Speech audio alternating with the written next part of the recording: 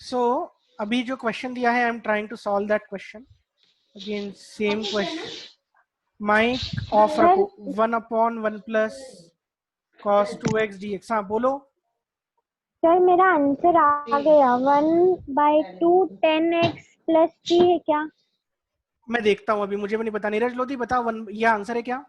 एक minute sir. 1/2 10x plus सी। Sir answer तो एक मिनट, आंसर तो मेरे को भी नहीं पता है चलो इसका। ठीक है, देखते हैं। माइक ऑफ रख लो सबके, माइक ऑफ रख लो। मैं इस क्वेश्चन को करवा देता हूँ, वेदर ये है आंसर या नहीं है मुझे नहीं पता, देखते हैं।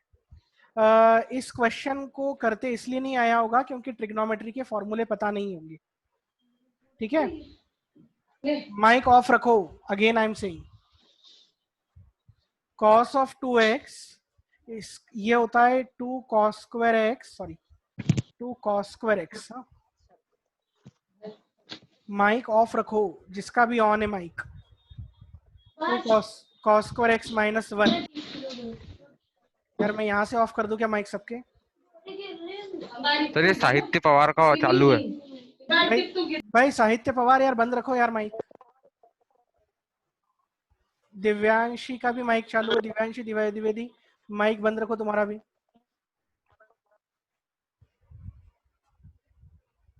दिव्यांशी द्विवेदी ने अभी तक सुना ही नहीं है शायद। दिव्यांशी द्विवेदी का कभी आंसर भी नहीं आता वैसे। cos 2x का फॉर्मूला होता है 2 cos स्क्वायर x माइनस 1। तो cos 2x प्लस 1 को हम 2 cos स्क्वायर x लिख सकते हैं। अब क्वेश्चन देखो, ये है, यहां से 1/1 प्लस cos 2x की जगह 1/2 cos स्क्वायर x लिखा जा सकता है, और dx क्योंकि 1 प्लस cos 2x तो 2 cos स्क्वायर x के बराबर होता है। 1/2 लिख दिया, 1/cos स्क्वायर x क्या हो गया? sec square x dx। sec square x का इंटीग्रेशन कितना होता है? tan x, और ये c, ये आंसर आ गया। ओके चलो। Yes sir. नीरज लोधी या वैभव शुक्ला जिसने भी क्वेश्चन दिया था, ये आंसर है उसका। सर नीरज लोधी ने दिया था। हाँ हाँ ठीक है ना। चलो नेक्स्ट क्वेश्चन देखते हैं, that I am giving you now. और तुम भी जो क्वेश्चन दे रहे थे वो दे देना, मैं कर दूंगा। यहां से sin 2x cos 2x and then under root of 1 plus cos square x dx। Solution देखो, पहली बात तो यह है कि अगर sin 2x cos 2x होता तो हमारे दिमाग में आ जाता कि बाय पार्ट्स लगा देते हैं, एक को फर्स्ट एक को सेकंड मान लेते हैं अगर कुछ सूझ नहीं पड़ रही है तो। यहाँ पर एक तीसरा फंक्शन भी है, तो अब अगर बाय पार्ट्स लगाए ये सोच कर कि इन दोनों को फर्स्ट मान लो और इसको सेकंड मान लो तो क्वेश्चन हो तो जाएगा, बट जो क्वेश्चन 5 स्टेप में या 6 स्टेप में होने वाला है वो 25 स्टेप में होगा, ठीक है। So it is rather better to think otherwise, कुछ और हम मेथड सोचें, ठीक है। अब ये cos 2x है और 1 प्लस cos स्क्वायर x है। यहां से एक बात समझ में आ जाती है हमें कि cos 2x का formula 2 cos square x minus 1 और 1 प्लस cos स्क्वायर x, इसका कुछ ना कुछ लेना देना होगा। वो क्या होगा वो हम देखेंगे। सबसे पहले तो 1 प्लस cos स्क्वायर x है, ये रेडिकल साइन हटाने के लिए 1 प्लस cos स्क्वायर x को मैं t स्क्वायर सब्सटीट्यूट करता हूं। यहां से 2 cos x और cos x का differentiation minus sine x dx बराबर 2t dt आ जाएगा। ये 2 and 2 will be cancelled out, तो ठीक है। सर ये वाले स्टेप एक बार और बता दीजिए। ठीक है अगेन कर ही देता हूं। स्टेप क्या है उसमें, तो डिफरेंशिएशन किया है बस। 1 प्लस कॉस स्क्वायर एक्स को टी स्क्वायर पुट कर दिया, यहां से minus 2 cos x sine x d x, this is equal to 2t dt आ गया, ठीक है। इसका डिफरेंशिएशन किया है और कुछ नहीं किया है।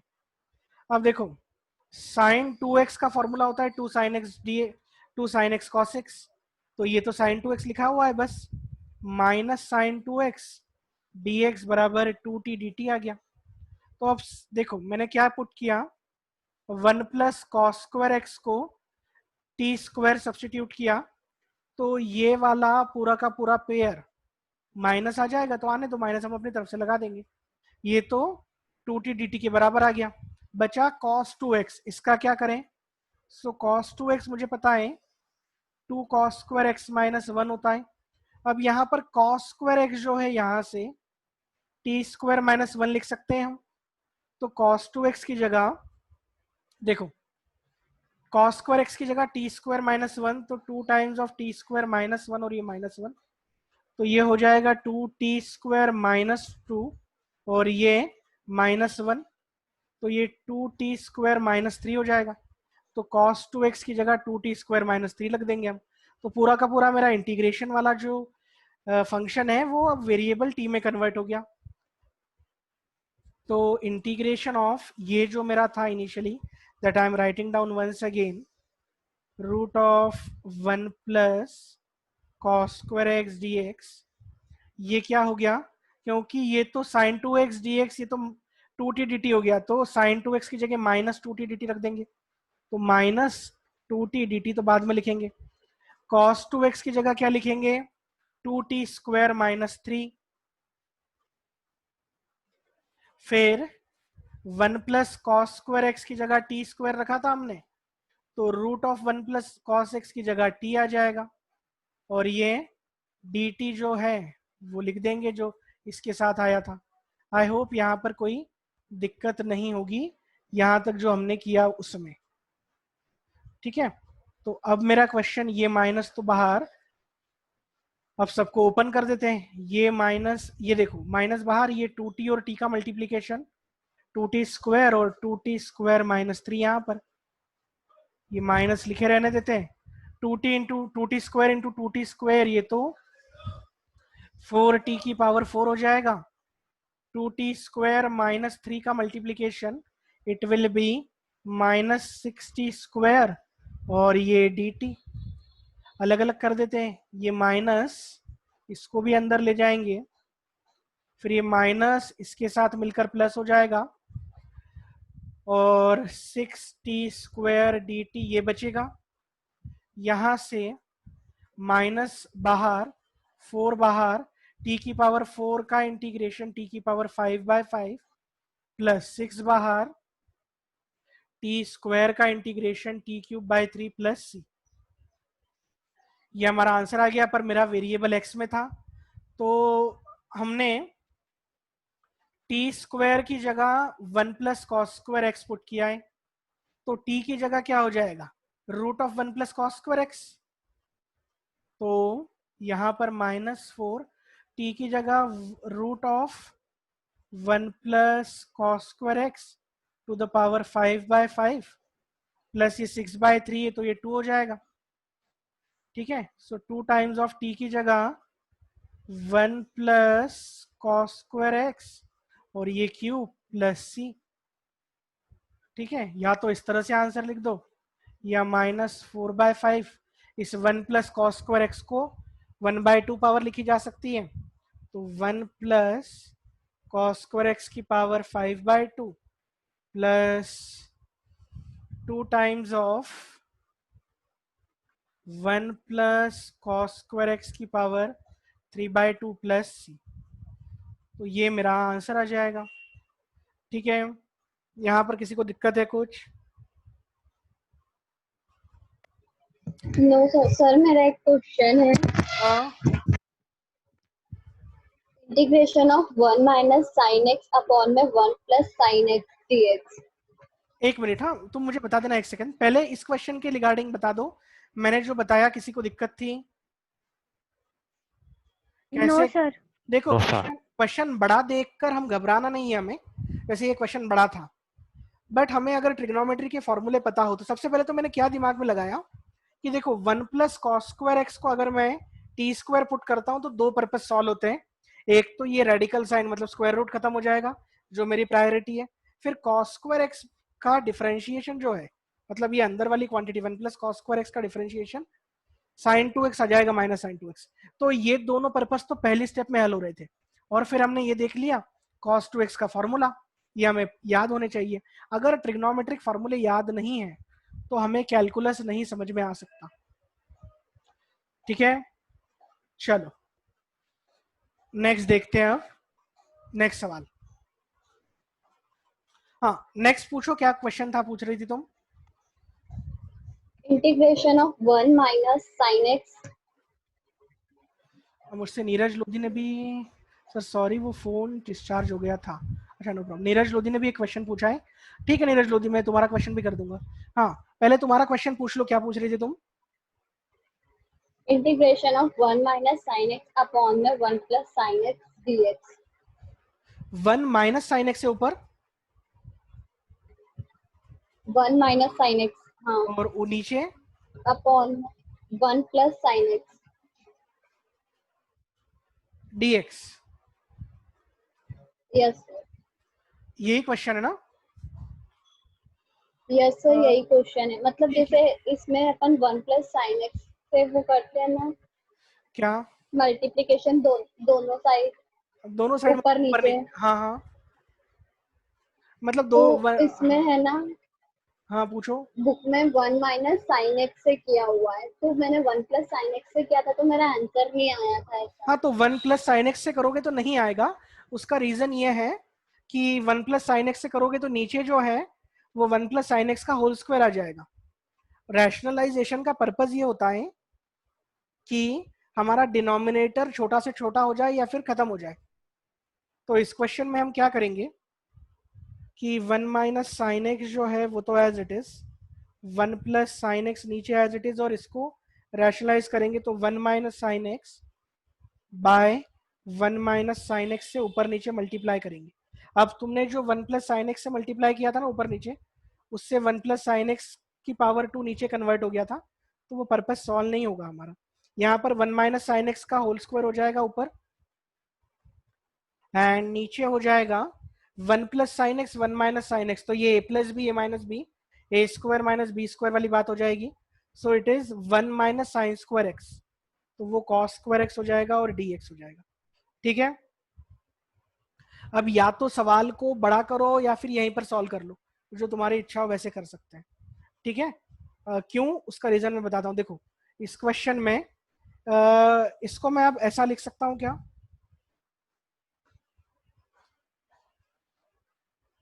यहाँ पर कोई दिक्कत नहीं है, ये भी स्क्वायर था तो उसको नहीं पूरा होल स्क्वायर बना लिया मैंने। अब 1 बाय कॉस एक्स, मतलब 1 बाय कॉस एक्स इस तरह से भी मैं कर सकता हूँ, या फिर रहने दो यार, इस तरह से करेंगे तो और उलझ जाएंगे। सो इट इज रादर बेटर कि ऊपर को हम अब ऊपर मैं जो सोच रहा था उससे क्वेश्चन नहीं होगा। ऊपर हम क्या करते हैं कि ऊपर ओपन ही कर देते हैं, सिंपल। तो ये 1 ऊपर जो ओपन कर दिया तो 1 plus sign square x minus 2 sine x by cos square x, और ये dx इस तरह से हो जाएगा। यहाँ पर 1 by cos square x sec square x sine square x by cos square x tan square x, यहाँ पर 2 sine x by cos x, तो एक तो tan एक्स आ जाएगा और एक बचेगा cos एक्स, तो ये sec एक्स आ जाएगा। ये सारे के सारे इंटीग्रेबल टर्म है। देखो तो integration of sec square x कितना होता है, integration of sec square x sir 10x। Integration of tan square x sir क्या क्या 10x minus x। Integration of tan square x tan x minus x, sir याद मैंने करवाया था, याद है? Yes sir. ठीक है, माइनस ये 2 बाहर आ जाएगा, sec x tan x का इंटीग्रेशन कितना होगा, sec sec x। x मतलब 2 sec x, और ये c, तो tan x और tan x कितना हो जाएगा, 2 2 tan tan x x minus 2 sec x पहले लिख दिया, फिर माइनस x और प्लस c, ये आंसर है। हो सकता है कि इस फॉर्म में आंसर ना हो, इट डजंट मीन हमारा आंसर गलत यही है। आंसर है, हाँ मतलब मैं इसलिए यही बोल रहा हूँ, आंसर है सर। हाँ मैं इसलिए बोल रहा हूँ क्योंकि तरीके बहुत सारे, देखो तरीके बहुत सारे हैं। जैसे मैं पहले क्या कर रहा था, इस स्टेप के बाद जो मैंने बताया था कि नहीं इस तरीके से करेंगे तो उलझ जाएंगे, तो मैं ये कोशिश कर रहा था, देखो मैं क्या करने की कोशिश में था मैं बता देता हूँ। इस स्टेप के बाद आई वॉज ट्राइंग टू, ये 1 minus sine x by cos x का होल स्क्वायर, तो मैं ये कोशिश कर रहा था 1 बाय कॉस एक्स को मैं सेक एक्स लिख दूं और इसको मैं tan x लिख दूं,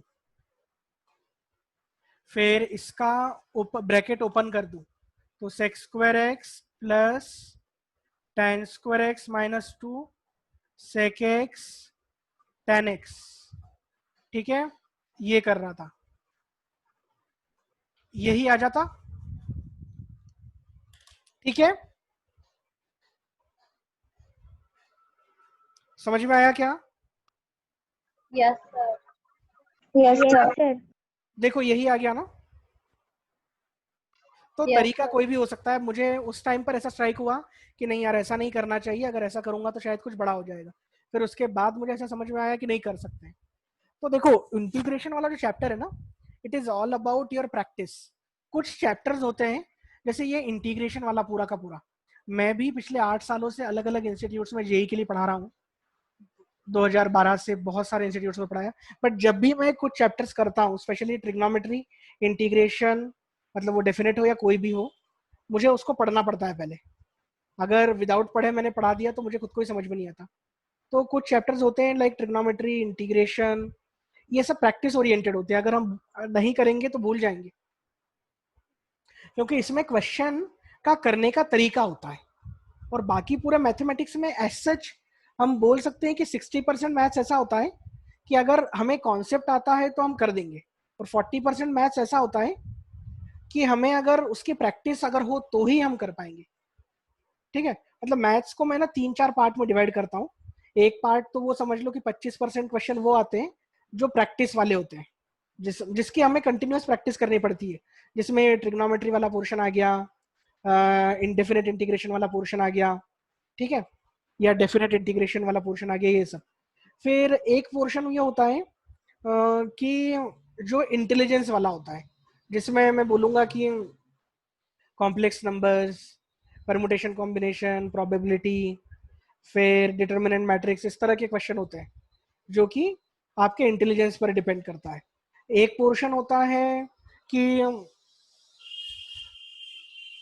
आपका इंटेलिजेंस हो, बहुत ज़्यादा प्रैक्टिस हो, पर फिर भी अगर वो क्वेश्चन देखा हुआ ना हो आपका, तो आप उस तरह के क्वेश्चन नहीं कर पाएंगे। ओके, सो आपको वो देखे हुए क्वेश्चंस होने चाहिए। तो इस तरह से 3-4 पार्ट में मैथमेटिक्स को हमेशा मैं डिवाइड करता हूँ। कोई भी कितना भी पढ़ा लिखा, कोई भी कितना भी इंटेलिजेंट इंसान हो, अगर वो प्रैक्टिस नहीं करता है मैथ्स की, तो एटलीस्ट इंडियन कॉम्पिटिटिव एग्जाम को क्वालिफाई करना तो बड़ा डिफिकल्ट है। ओके चलो, अब हमारा टाइम भी खत्म होने वाला है, आज का हम लेक्चर यहीं पे खत्म करते हैं। नहीं, नीरज लोधी का ले लेते हैं यार, 1 मिनट क्वेश्चन। नीरज लोधी का क्वेश्चन इज cos 2 डिग्री, और ये, अच्छा ये वो वाली चीजें सर वो हैं। डिग्री नहीं है, वो थीटा है वो। हाँ cos 2 थीटा, और ये 2 रेडियन है क्या, 2 अल्फा मतलब? ये अल्फा है, अल्फा है। ठीक है 2 थीटा और 2 जहाँ अल्फा पर है ना। डिग्री है वो डिग्री मतलब थीटा, थीटा है, और 8/8 मतलब अल्फा है। अच्छा मैं इस क्वेश्चन को लिख रहा हूँ, मुझे बताना मैं सही लिख रहा हूँ या गलत लिख रहा हूँ।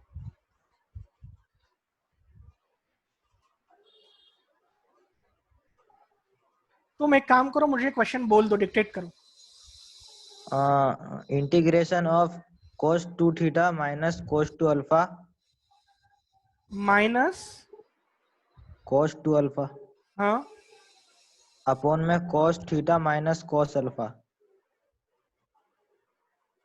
हाँ, और d थीटा। D theta, yes sir. अच्छा cos 2 theta minus cos 2 alpha upon cos theta minus cos alpha.